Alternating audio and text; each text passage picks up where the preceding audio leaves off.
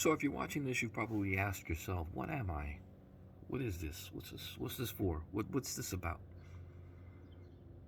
I doubt you'd be at this video for any, if you had any other interests. Um, ask yourself those questions in a more meaningful way, because you can ask, what is this? What's this all about? What's the meaning of my life? Those are important questions, but they're meaningless. How can something be important and meaningless? It's important because this is a question all human beings ask at some point once they become curious enough. Once they experience something that hurts enough, they ask. But then, in most cases, it goes away. And then there are some people for whom this is just like, as soon as they open their eyes in this place, they're like, whoa, what is this? Right? Different degree. Still a meaningless question. Because this is ever-changing stuff. Things are here today and gone tomorrow. Things come up in front of your face one moment and they're gone the next.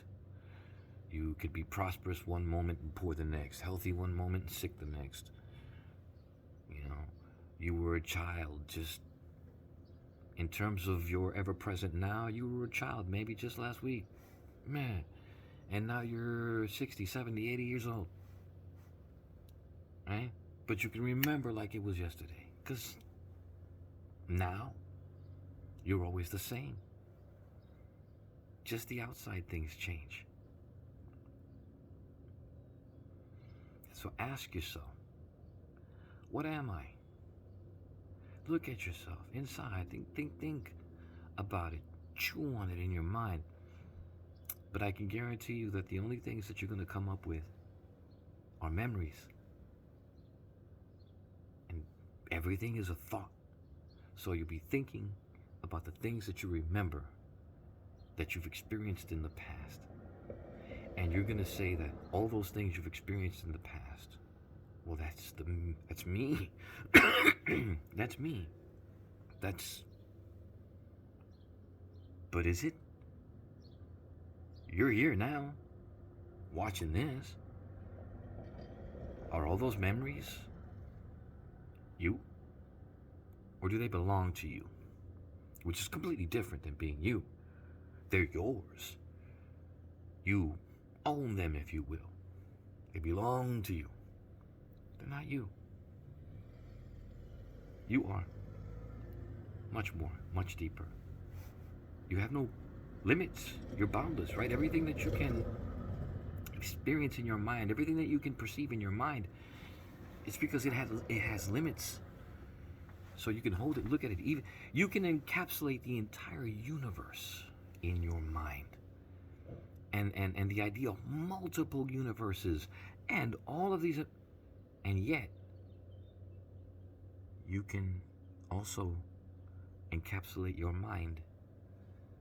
You can look at your mind. You can step back at your imagination. You can think about thinking. You can be aware of your awareness. You can be aware of the fact that your mind, which you can perceive in its entirety, can contain within itself the universe in its entirety. So what does that say about you, if not that you have no boundaries? The real you is the exact same thing that the real me, or the real the real mailman, the real dentist, the trash person, or the homeless guy on the street, or the thief, or the rapist, or the murderer. Behind their eyes, their I am is exactly the same as the I am, or the I amness behind your eyes. Look at it. Don't think about it. Look at it. Just see it. Turn your gaze to your mind and watch it think. and consider who's seeing that. It's not that named collection of memories.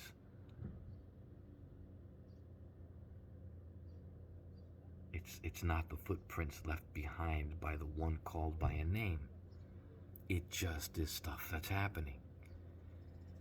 You are observing it. And you can observe it with an attitude. A loving one, a dispassionate one. But you can choose how you observe. So observe, because there is marvel and wonder everywhere once you realize what you are. Just look inside and you'll be amazed